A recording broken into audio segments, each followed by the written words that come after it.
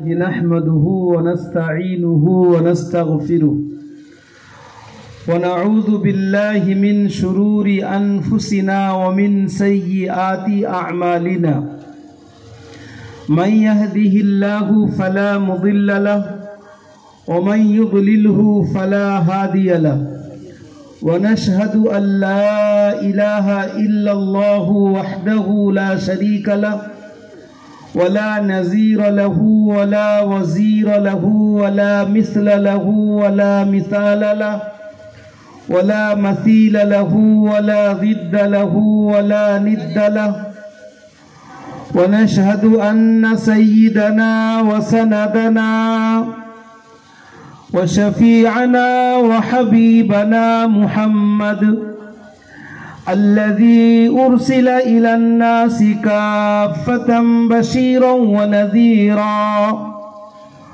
إلى الله بإذنه وسراجا منيرا وبعد فأعوذ بالله من الشيطان الرجيم بسم الله الرحمن الرحيم لقد كان لكم في رسول الله أسوة حسنة وقال تعالى في موضع آخر وما أرسلناك إلا رحمة للعالمين وقال رسول الله صلى الله تعالى عليه وسلم الدين يسر أو كما قال عليه الصلاة والسلام صدق الله العظيم وبلغنا رسوله النبي الأمي الأمين الكريم ونحن على ذلك لمن الشاهدين والشاكرين فالحمد لله رب العالمين اللهم صل على سيدنا محمد وعلى آل سيدنا محمد وبارك وسلم اللهم صل على سيدنا محمد وعلى آل سيدنا محمد وبارك وسلم اللهم صل على سيدنا محمد وعلى آل سيدنا محمد وبارك وسلم যারা বসে আছি শুনছি সবাই অন্তত একবার নবী করিম সাল্লাল্লাহু আলাইহি সাল্লামের উপরে দরুদ শরীফ পড়ি সবাই পড়ি ভাই চাই জোরে পড়ি চাই আস্তে পড়ি সবাই একবার অন্তত দরুদ শরীফ পড়ি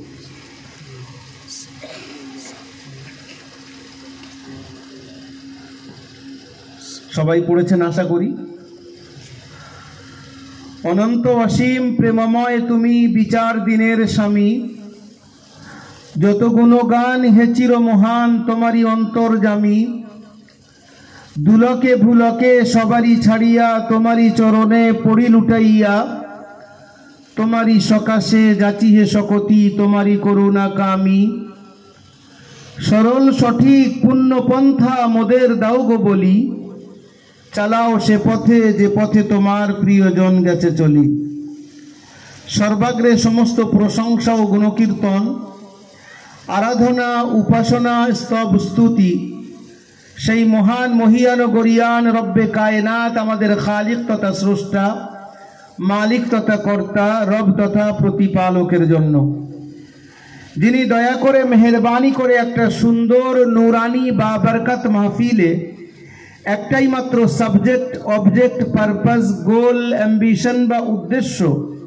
সেটা হলো আল্লাহ ও তাঁর রসুল সাল্লাল্লাহু তাআলা আলাইহি ওয়াসাল্লাম সম্পর্কে কিছু আলোচনা শোনা ও করা এই রকম একটা মহৎ উদ্দেশ্যকে সামনে রেখে আমাদের মতো তার কিছু বান্দাদেরকে এই নুরানি মাহফিলে একত্রিত হওয়ার তৌফিক ইনায়েত করেছেন তার শুকরিয়া জ্ঞাপনার্থে একবার সবাই সম্মিলিত স্বরে বলি আলহামদুলিল্লাহ অতঃপর আমার আপনার নবী শেষ নবী মহানবী প্রিয় নবী সোনার নবী সাম্প্রদায়িক সম্প্রীতি ঐক্য সংহতির মূর্ত প্রতীক আমেনার দুলাল মরুর ভাস্কর আহমদে মুজতাবা মুহাম্মদে মুস্তফা সাল্লাল্লাহু তাআলা আলাইহি ওয়াসাল্লামের উপরে অসংখ্য দরুদ ও সালাম বর্ষিত সবাই বলেন আল্লাহু আমিন অতঃপর আমার সম্মুখ উপবিষ্ট বয়োজ্যেষ্ঠ সমবয়স্ক বয়কনিষ্ঠ দিনদরদি ভাতৃবৃন্দ যেখানে যেখানে আওয়াজ যাচ্ছে পর্দার অন্তরালে আমার আম্মা জানেরা ও বুবু জানেরা শ্রেণীগতভাবে সবাইকে সালাম, শুভেচ্ছা, স্নেহাশিস, সম্ভ্রম সম্ভাষণ জানাই। আমাদের এই প্রোগ্রাম সাধারণত এটা দিনই প্রোগ্রাম, এর মধ্যে দিনের নিয়েই আলোচনা হয়, যার মধ্যে ধর্ম নিয়ে আলোচনা হয়। তো আমি আল্লাহর তৌফিক ও ফজলে চেষ্টা করব দিনটা কাকে বলে একদম ছোট্ট একটা সেন্টেন্সের মধ্যে। কারণ আপনারা কারোর মুখ দেখছি একটু ক্লান্তি ভাব এসে গেছে, 12টার কাছাকাছি ঘড়ি চললো, খুব লম্বা কথাবার্তা কিছু না। তো আমরা সেই কথাটা শোনার আগে একটা ছোট্ট ঘটনা আপনাদের সামনে রেখে আসল কথাটা বলছি। আসলে আমরা পড়াশোনা ছেড়ে দিয়েছি বললে চলে, খারাপ মনে করবেন না। এই জাতি ছিল মুসলমান জাতি, যারা বিশ্বের সামনে এডুকেশনকে নিয়ে এসেছিল, বিশ্বকে শিখিয়েছিল পড়াশোনা কাকে বলে। কিন্তু এখনকার পরিস্থিতি এমন হয়ে গেছে, আলহামদুলিল্লাহ কিছু আগের থেকে এখন একটু বেটার, কিন্তু এখনো পর্যন্ত পরিস্থিতি এই যে সবচেয়ে শিক্ষার দিক থেকে পিছিয়ে আছে মুসলমান। আর যখন কোনো জাতি শিক্ষার দিক থেকে পিছিয়ে যাবে, তখন তার সামনে যে কথা বলবে সে সেটাকে ঠিক মনে করবে, কারণ তার কাছে সে পার্সটা নেই যে সে ডিফারেন্স করবে, পার্থক্য করবে কোনটা সত্য কোনটা মিথ্যা, কোনটা হক কোনটা না হক। সেটাকে পার্থক্য করার জন্য তার মধ্যে পার্স থাকা দরকার, সেটার নাম হলো জ্ঞান। সেই জ্ঞানটা না থাকার কারণে যে যা বলছে জি ঠিক। এটা কেন বললাম কথাটা একটু খেয়াল করে শুনবো। একটা কিতাব আছে, কিতাবটার নাম হলো আল বিদায়া ওয়ান নিহায়া। এই কিতাবটা কিসের কিতাব? আসলে এটা হিস্ট্রির কিতাব, ইতিহাসের কিতাব। আরবিতে যত ইতিহাসের কিতাব আছে তার মধ্যে এই কিতাবটাকে একেবারে উপরের দরজা দেওয়া হয়। আরো কিছু কিতাব আছে, তার মধ্যে এটা একটা। এটার 8টা খণ্ড, এক একটা খণ্ড প্রায় 1000 পৃষ্ঠা করে, 800 পৃষ্ঠা, 700 পৃষ্ঠা, 900 পৃষ্ঠা।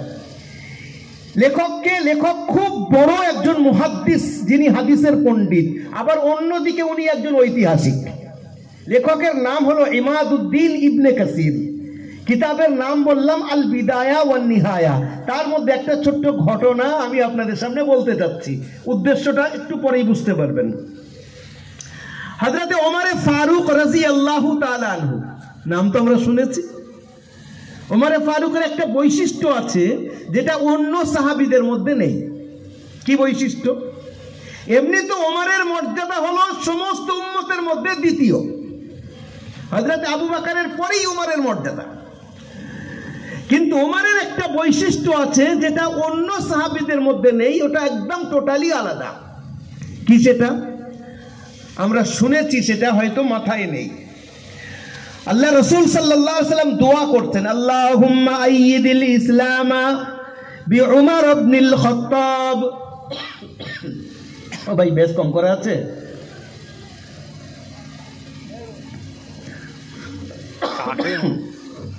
বেশ, আল্লাহুম্মা আইয়িদিল ইসলামা বিউমর ইবনিল খাত্তাব আও বিআবিল হাকাম।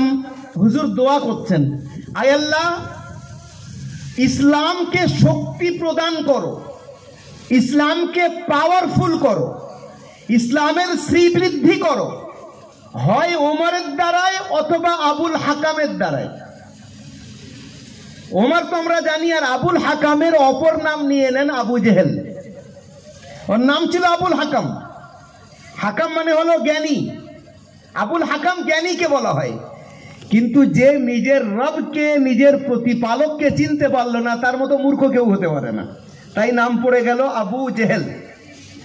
তো আল্লাহ পাক তার মেহবুবের দোয়া হযরতে ওমরের ব্যাপারে কবুল করলেন।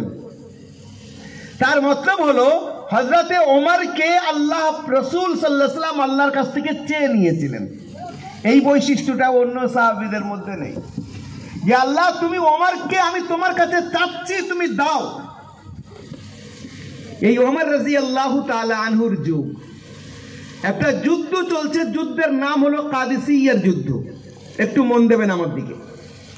কাদিসিয়ার যুদ্ধ, কাদিসিয়ার যুদ্ধ হযরত ওমরের যুগ হচ্ছে কোথায়?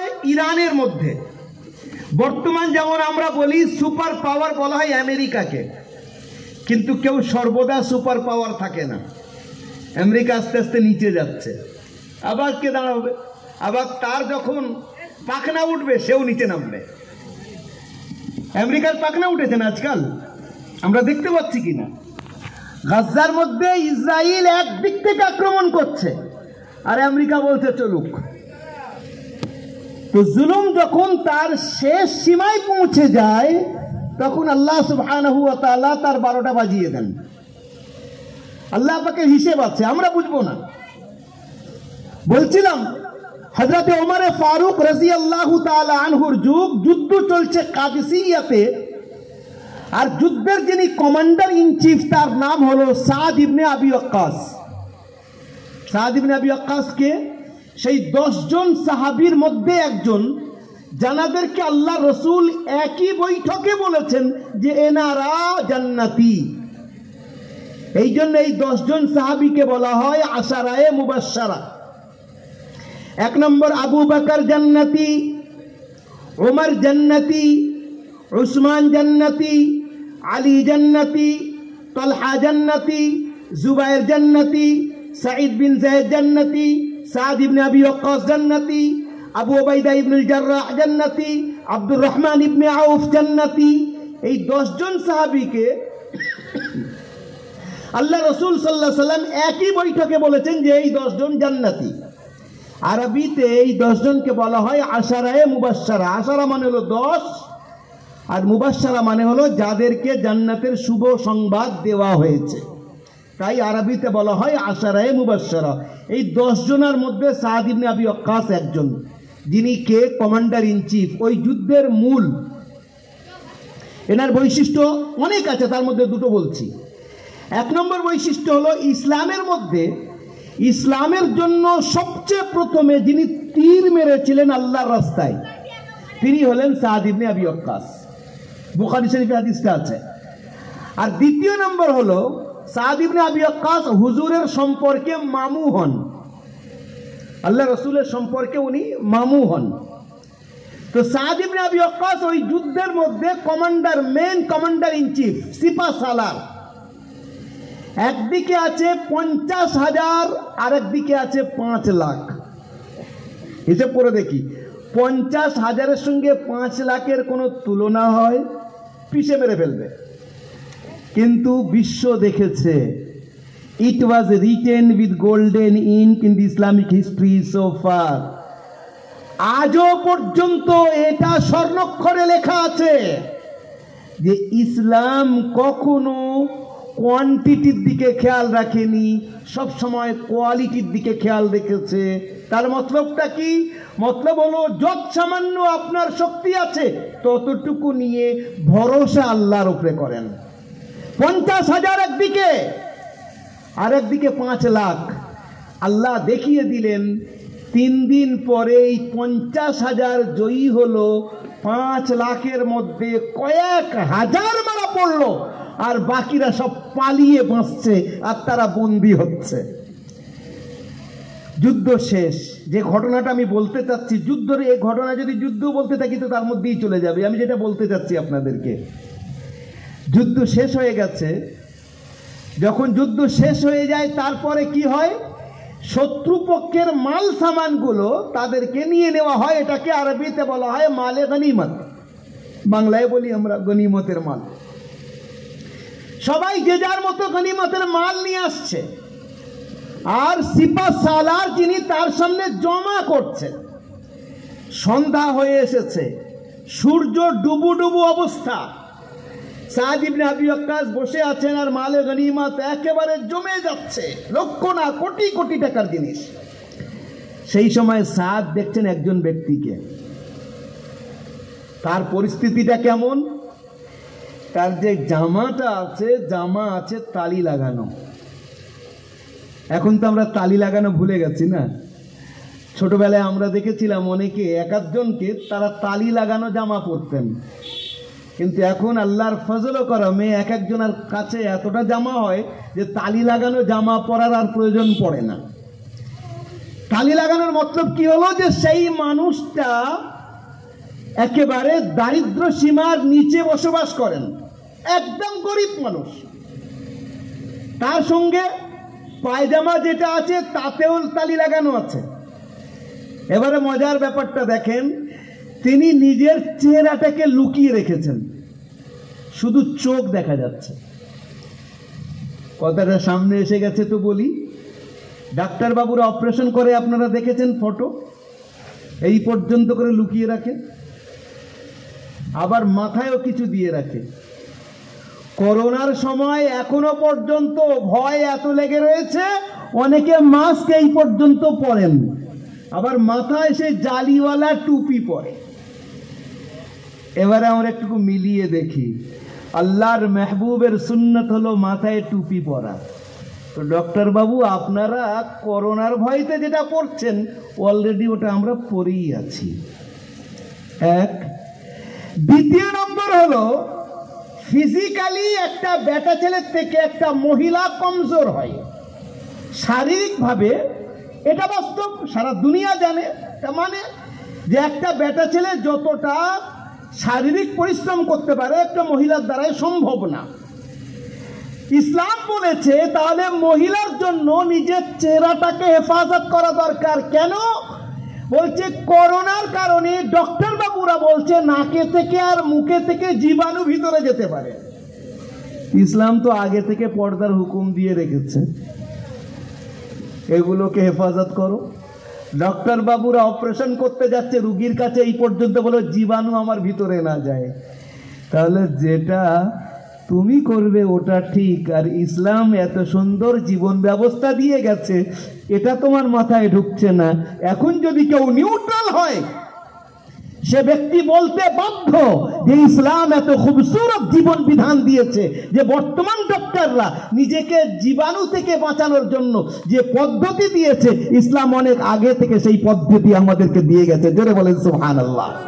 বলছিলাম ব্রাদার ইন ইসলাম, একজন ব্যক্তি সামনে এসছেন, জানার শরীরে যে জামা আছে তাতে লাগানো আছে তালি, আর পায়জামাতেও তালি, আর চেহারাটাকে লুকিয়ে রেখেছেন, চোখ দুটো দেখা যাচ্ছে।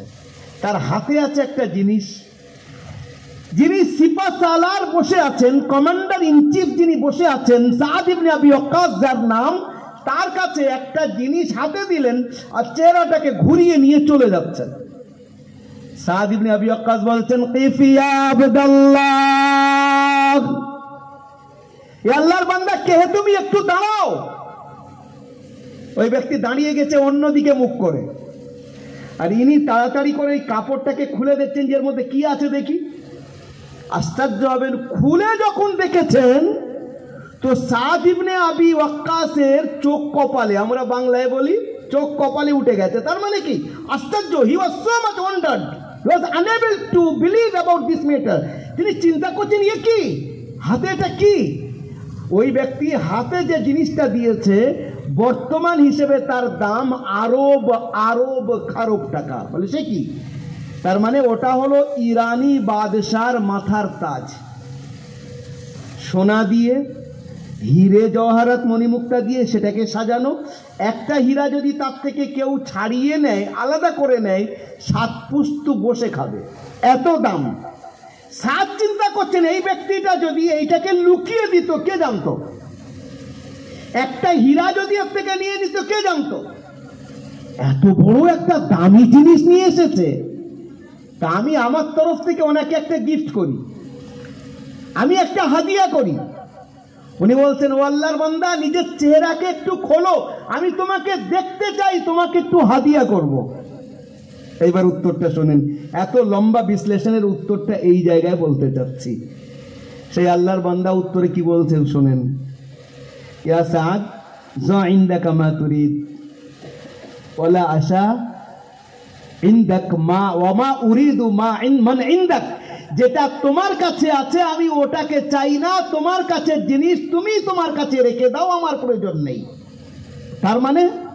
তার মানে হলো আমি যার জন্য এটা করেছি, অর্থাৎ আমি এটাকে ইচ্ছা করলে লুকিয়ে দিতে পারতাম, ইচ্ছা করলে এর থেকে একটা হীরা, একটা মুক্তা, একটা যা হোক কিছু দামি জিনিস আমি আলাদা করে নিতে পারতাম, কিন্তু আমি কিছুই করিনি, যেমন আমার কাছে ছিল তেমন তোমার কাছে দিয়ে যাচ্ছি, আর আমার চেহারা দেখার দরকার নেই। আমি যার জন্য করেছি আমি তার কাছ থেকে এর বদলা নিয়ে নেব। অর্থাৎ আমি আল্লাহর জন্য করেছি, আমি আল্লাহর কাছ থেকে এর বদলা নিয়ে নেব। শরিয়তে ইসলামিয়াতে এটাকে বলা হয় নিয়ত, এটাকে বলা হয় ইখলাস, এটাকে বলা হয় খাঁটিত্বতা।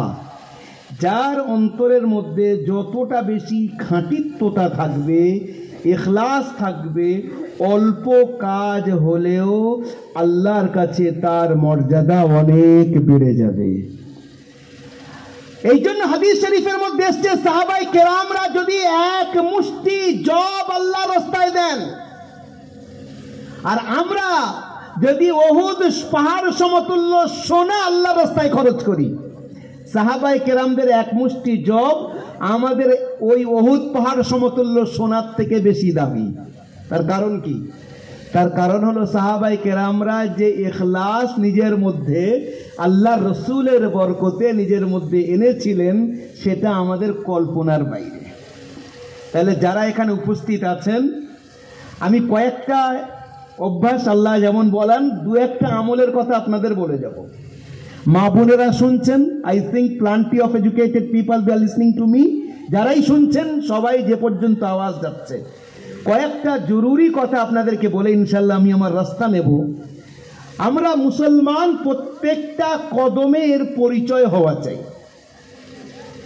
আমরা এক আল্লাহকে মানি, এর পরিচয় কদমে কদমে হওয়া চাই। সেটা কিভাবে দেব? তার পরিচয়টা কিভাবে হবে? আমি একটা ছোট্ট উপমা দিচ্ছি, যদি আপনারা পেরেশান না হন। উপমাটা কীরকম? আমরা অজু করি, সবাই তো অজু করি মাশাআল্লাহ, বিনা অজুতে তো নামাজ হয় না। বর্ধমানে গেছি, হাসির মজার গল্প। বর্ধমান স্টেশন থেকে 30 কিলোমিটার দূর, জায়গার নামটা আমার মাথায় নেই। ঈদের পরের দিন, এই ঈদ না, আগের কথা বলছি। তো সেখানে ইমাম সাহেব নামাজ পড়িয়েছেন মাশাআল্লাহ, 4 রাকাত নামাজ, হার্ডলি 4 মিনিটে। এবারে আমি বলছি, বেশি বললাম, ওর থেকে কম হবে, হাসার জন্য বলছি আপনাদের। তো এবার আমি বললাম, ইমাম সাহেব নামাজটা কীরকম হলো? তো বলছে, মুতাওয়াল্লি সাহেবের জিজ্ঞেস করেন। ওই নামাজ আপনি পড়িয়েছেন, মুতাওয়াল্লি সাহেবের জিজ্ঞাসা করব? মুতাওয়াল্লি সাহেব কই? বলছে, হুজুর আমি। বলি, নামাজটা কীরকম হলো? ঠিকভাবে তো সব পড়া টড়া গেল না। বলছে, হুজুর বলবেন না, ইমাম সাহেব বলে দিয়েছে, হয় বেতন বাড়াও না, কোনোদিন বিনা অজুতে নামাজ পড়িয়ে তোমাদের 12টা বাজাবো। আমি আমার আলাদা পড়ে নেবো, কিন্তু তোমাদের নামাজের সর্বনাশ করবো। ব্যাপারটা বুঝতে পেরেছেন? বলার উদ্দেশ্য হলো যে অজুটা আমরা করি, এটা এমনি একটা কথার কথা বলছি, এটা ঘটেছে। অজু আমরা করি, অজুর পদ্ধতি কি? বলে, আমরা সবাই জানি তুমি অজুর পদ্ধতি আমাদের শেখাচ্ছ। একদম না, ওই দৃষ্টতা আমার নেই। একটা জিনিসকে বললাম যে কদমে কদমে আল্লাহর পরিচয়, পরিচিতি, ইন্ট্রোডাকশন। আমি মুসলমান, being a Muslim, which kind of responsibility I have to do in my life, আমার কি ধরনের রেসপন্সিবিলিটি, জিম্মেদারি হওয়া উচিত, সেইটাকে পদে পদে আমাকে দেখাতে হবে। আমরা অজু করি, আলহামদুলিল্লাহ, অজুর তৌফিক আল্লাহ দিয়েছেন। মনে রাখবেন, যারা একটা আমলের কথা বলি, যারা আমরা বলি রুজি রোজগারের অসুবিধে, শোনেন এই আমলটা। আল্লাহ রাসূল সাল্লাল্লাহু আলাইহি ওয়াসাল্লাম বসে আছেন, একজন এক ব্যক্তি এসে বলছেন, ইয়া রাসূলুল্লাহ, ইয়া হাবিব আল্লাহ, হুজুর আমার জন্য দোয়া করে দেন, আমার রুজি রোজগারের খুব অসুবিধে। আমাদের সবার, অনেকের এরকম মনে হয় না? অনেকের মনে হয় হুজুর রুজি রোজগারের জন্য দোয়া করেন। হুজুর একটা আমল বলেছেন, মজার আমল, দুম আলা তাহারা ইউসা আলাইকা রিজকুক। হুজুর বললেন কি? সর্ব অবস্থায় অজুর পাবন্দি করার চেষ্টা করো, অজু অবস্থায় থাকার চেষ্টা করো, আল্লাহ তোমার রুজি রোজগার বাড়িয়ে দেবে। হাত মুখ ধুই, সেই সময় অজু করে নিলাম, যাদের তৌফিক হবে করে নিলে আলহামদুলিল্লাহ। ওখানে আমাদের আকড়াতে, আকড়া যে মানে ওখানে মার্কাজ আছে, তো ওখানে মৌলানা আব্দুল ওয়াহাব সাহেব রহমতুল্লাহ আলাইহি ছিলেন, ইন্তেকাল করেছেন। ওখানে প্রোগ্রামে গেছি, তো একজন বলছেন যে হুজুর আমি ওনার সঙ্গে শেষ সময় ছিলাম, ওনার শেষ আমল আর জীবনের আমল কি জানেন? এই যে মৌলানা সাহেব আমাকে বলছেন, আমি বলি শোনালে খুব ভালো। বলছে ওনার সবসময়কার আমল আর শেষ আমল এটাই ছিল যে উনি অজু করতেন, ইস্তেঞ্জা কখনো গেলে অজু করেই আসতেন, এটা হলো ওনার আমল ছিল। তো এইটা যদি আমাদের মধ্যে কেউ কেউ রাখতে পারে, নিজের জীবনে চেষ্টা করি, ইনশাল্লাহ এতে বরকত হবে। আমি ওটা আসলে এখানে বলতে চাচ্ছি না, কথা এসে গেছে, আলোচনা করে দিলাম। যেটা বলছি, অজু আমরা করি, অজুর পদ্ধতি কি? আমরা সাধারণত ট্যাপে অজু করি, খেয়াল করবেন, ট্যাপে অজু করি। কোনোদিন আপনি এই অজু যেখানে করেন ওই ট্যাপের নিচে অজু করেন আর একটা বালতি বসিয়ে দেন, তারপরে দেখবেন কতটা পানি ওই বালতিতে আসছে। আপনি খেয়াল করে দেখবেন হাফ বালতির থেকে বেশি পানি আপনার অজুতে যাচ্ছে, কমপক্ষে হাফ বালতি হবে। তার পরিবর্তে আপনি এক বদনা পানি নেন, বদনাতে লোটাতে 1 লোটা পানি নেন, নিয়ে অজু করেন, দেখবেন 1 লোটা পানি আপনার বেঁচে যাবে, খানিকটা পানি আপনার বেঁচে যাবে। তার মানে আপনি ট্যাপে যে অজু করছি ওতে যে হাফ বালতি মানে কমপক্ষে 2 বদনা থেকে 3 বদনা পানি, এই পানিটা আমরা অপচয় করছি, অথচ এটা আমরা কিছু মনে করি না। এই জিনিসটাকে আমাদের মধ্যে কোনো ধরাই হয় না। আর মসজিদে আগে লোটা থাকতো, এখন লোটাও রাখা হয় না, বলে পানির প্রাচুর্যতা আছে, কোনো অসুবিধে নেই। এইবার আমাদের বুঝে আসছে জায়গায় জায়গায় পানি শুকিয়ে যাচ্ছে, বুঝে আসছে। আজকেকার পেপারে এসছে ফিরহাদ হাকিম ববি, যিনি এখানকার মন্ত্রী পশ্চিমবাংলার, তানার বয়ান আজকের আনন্দবাজারে এসছে যে কলকাতার নিচের পানি শুকিয়ে যাচ্ছে, পরিস্থিতি খুব ভয়াবহ। আমরা পানি অপচয় করে থাকি। নবী করিম সাল্লাল্লাহু আলাইহি ওয়াসাল্লাম তিরমিজি শরীফের হাদিসের মধ্যে এসেছে, বাবু পানি ওযুর মধ্যেও, সাহাবারা বলতেন ইয়া রাসূলুল্লাহ ওযুতে ব্যবহার করছি তাও অপচয়, বলছে ওর মধ্যেও যতটা প্রয়োজন ততটা করো, তার থেকে বেশি করো না। কথাটা এসে গেছে, তাই আলোচনা করে গেলাম। আল্লাহ আমাদেরকে তৌফিক দিন। আসল উদ্দেশ্যটা বলছি যে কদমে কদমে আল্লাহকে কি করে স্মরণে রাখবো। অজু আমরা যখন করব, 1 বদনা পানি নিলাম, উঁচু জায়গায় বসলাম, কিবলা মুখ হয়ে বসলাম, এটা তো উচিত, এটা তো আদবের মধ্যে। এইবারে অজু শুরু করছি, বিসমিল্লাহিল আযীম আলহামদুলিল্লাহি আলা দীনিল ইসলাম, এটা হলো অজুর প্রথম দোয়া। এবার তারপরে আমরা হাত ধোবো এই পর্যন্ত, এই আপনার কবজি পর্যন্ত, আল্লাহুম্মা ইন্নী আসআলুকাল ইয়ুমনা ওয়াল বারাকা ওয়া আউযু বিকা মিনাশ শুমি ওয়াল হালাকা, এ হলো হাত ধোয়ার দোয়া।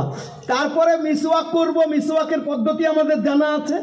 মিসওয়াক তো আমাদের জীবন থেকে চলে গেছে, ইল্লা মাশাআল্লাহ। অথচ সাহাবায়ে কেরাম শুধু বেটা ছেলেরা না, আমাদের মা বোনেদের জন্য হযরত আয়েশা সিদ্দিকা রাদিয়াল্লাহু তাআলা আনহার ব্যাপারে একজন সাহাবী বলছেন, আম্মাজির বাড়ির সামনে গেছি, বাড়ির ভিতর থেকে আম্মাজি মিসওয়াক করছেন, সেটা আমাদের কানে আসছে।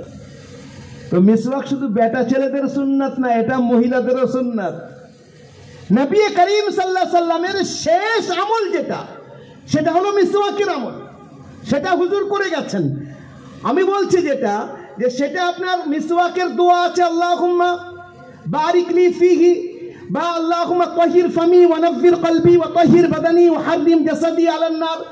মুখের দোয়া, প্রত্যেকটা অঙ্গের দোয়া আছে। আমি শুধু একটা দোয়া আপনাদেরকে বলতে চাচ্ছি, প্রত্যেক কদমে কদমে আমরা আল্লাহ পাককে কিভাবে স্মরণে রাখবো, তার একটাই পদ্ধতি, একটা আমল আপনাদেরকে বলতে চাচ্ছি। যারা এখানে উপস্থিত রয়েছেন এটাকে নিজের সঙ্গে বেঁধে নিয়ে যান।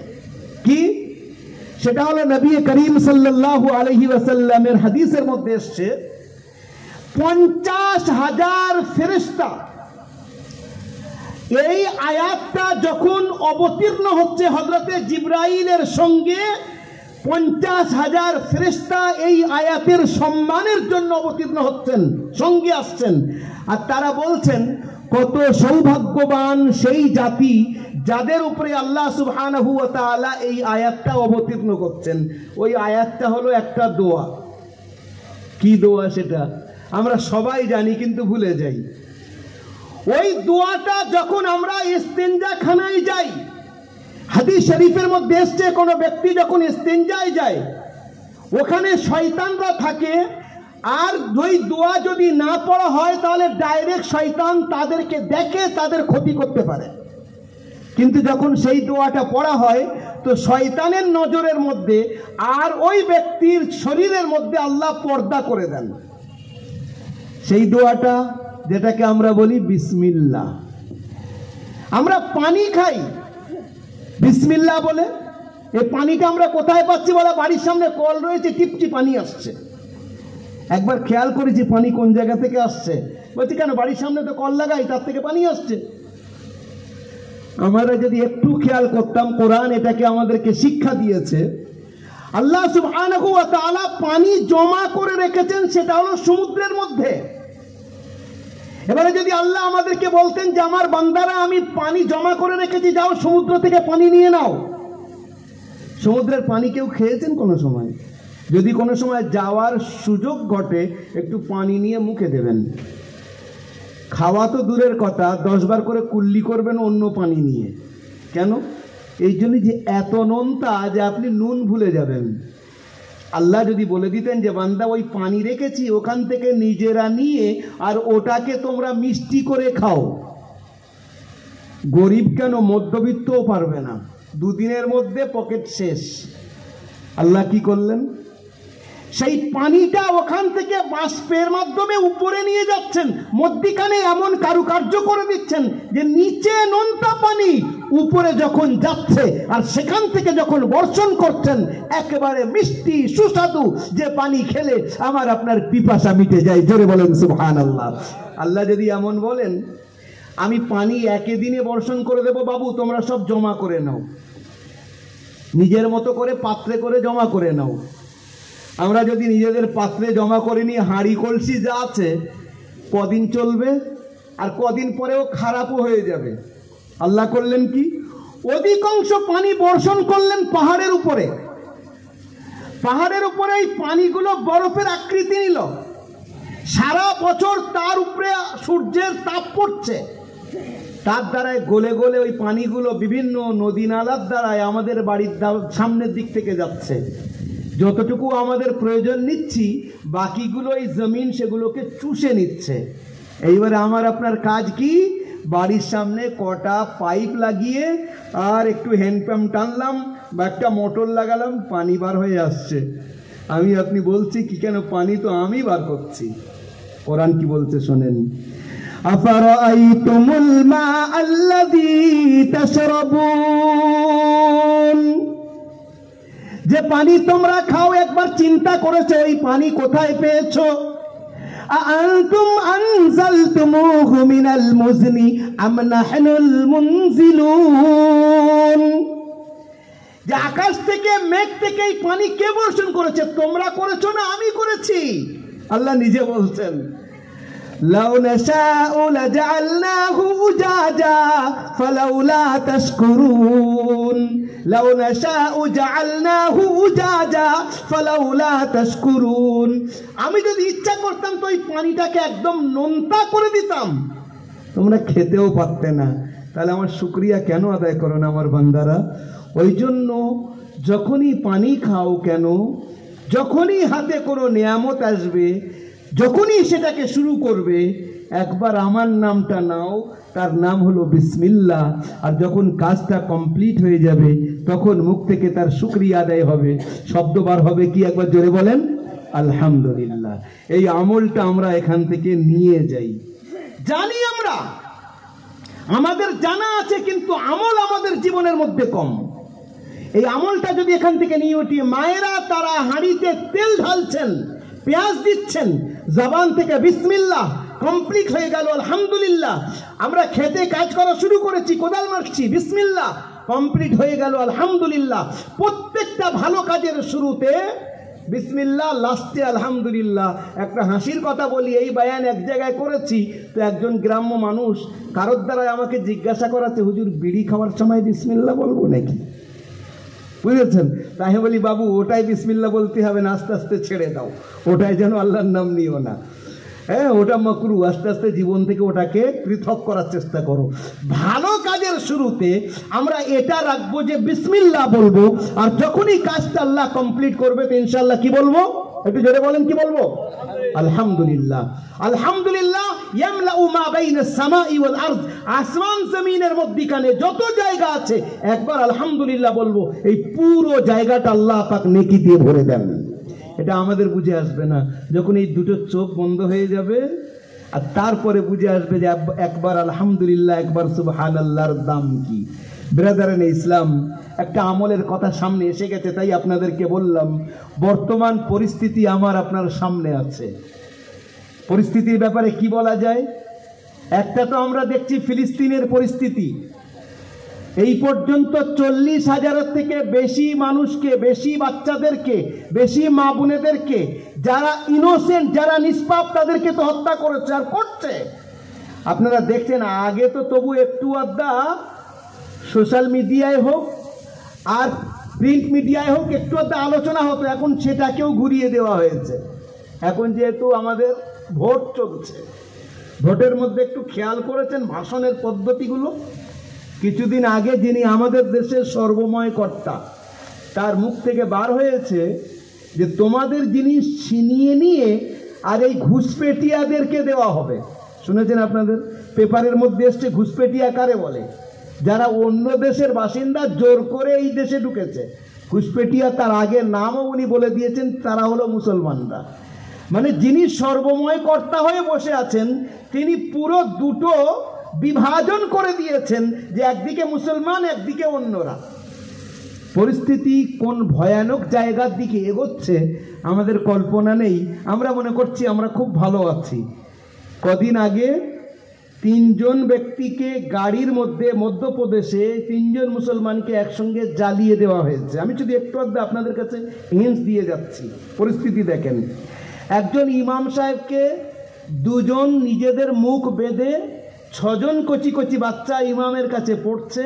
সেই মসজিদের মধ্যে ঢুকলো, 6 জন থেকে 8 জন বাচ্চা ছিল, তাদের বলছে চুপ করো, আওয়াজ করবে না, না তোমাদের 12টা বাজাবো। ইমাম সাহেবকে লাঠি দিয়ে মেরে মেরে সেখানে হত্যা করলো। পুরো পৃথিবী চুপ। এইরকম ভাবে পুরো দেশের মধ্যে একটা বিভাজনের রাজনীতি এইভাবে শুরু হয়েছে। আর শুরু আজ থেকে হয়নি, আগে থেকে হয়েছে, আর সেটাকে আরো প্রখর করা হচ্ছে। এমন পরিস্থিতিতে আমাদের করণীয় কি? আমাদের করণীয় অনেকগুলো কাজ। তার মধ্যে থেকে মূল কাজ যেটা, মাফ করবেন, যেটা মূল কাজ, সেটা হলো আল্লাহ পাকের সঙ্গে সম্পর্ক আমাদেরকে ঠিক করা। আমরা যদি মনে করি যে আমরা ইনকিলাব জিন্দাবাদ করে এই সিচুয়েশনকে, এই হালাতকে, এই পরিস্থিতিকে পরিবর্তন করে দেব, এটা আমার আপনার খামখেয়ালি। আল কলবু বাইনা ইসবাঈর রহমান ইউকাল্লিবুহু হাইসু ইয়াশা। আল্লাহর কবজায় হালাত রয়েছে, আল্লাহ যেমন ইচ্ছা পরিবর্তন করতে পারেন। আমাদের আমল যদি ঠিক হয়, আল্লাহ সুবহানাহু ওয়া তাআলা আমাদের উপরে সঠিক ব্যক্তিকে বসাবেন। আর আমলের যদি গড়বড়ি হয়, তাহলে জালিম আমাদের উপরে বসে থাকবে। হযরত মূসা আলাইহিস সালাম আল্লাহকে জিজ্ঞাসা করতেন, আল্লাহ তুমি সন্তুষ্ট কখন হও আর অসন্তুষ্ট কখন হও? মূসা আলাইহিস সালামের উত্তরে আল্লাহ পাক বলছেন যে যখন আমি তোমাদের উপরে কোনো অত্যাচারী বাদশাকে বসাবো, যখন কৃপণের হাতে অর্থ দেব, 2 আর 3 নম্বর অসময়ে বৃষ্টি দেব। 3টে কাজ। যখন আমি অত্যাচারী বাদশাকে বসাবো, কৃপণের হাতে অর্থ দেব, আর 3 নম্বর হলো অসময়ে বৃষ্টি দেব। তখন মনে করবে আমি তোমাদের উপরে অসন্তুষ্ট। সন্তুষ্ট কখন? এর উল্টো। যখন আমি সময় বৃষ্টি দেব, যখন তোমাদের মাথার উপরে কোনো আদিল বাদশাকে, যে ইনসাফ করবে, ন্যায় করবে, তাকে বসাবো। আর 3 নম্বর, যে দানি হবে তার হাতে পয়সা দেব। এখন আমরা আল্লাহ পাক সন্তুষ্ট আছেন কি অসন্তুষ্ট আমাদের উপরে, আমরা এটাকে সামনে রেখে একটু হিসেব করে দেখি। গরমে পেরেশানির শেষ নেই, পানিরও প্রয়োজন, ভূগর্ভ থেকে পানি গায়েব হয়ে যাচ্ছে, বিভিন্ন জায়গায় কলে পানি উঠছে না, সময়ে পানির দরকার। বৈশাখ মাস, কাল বৈশাখীর নাম শুনেছি আমরা, এবছরে বৈশাখ চলে যাচ্ছে, অথচ অন্যান্য বছরে আমরা দেখেছি বৈশাখের আগে থেকে কাল বৈশাখী এসে যায়। এবছরে তার কোনো গল্প নেই।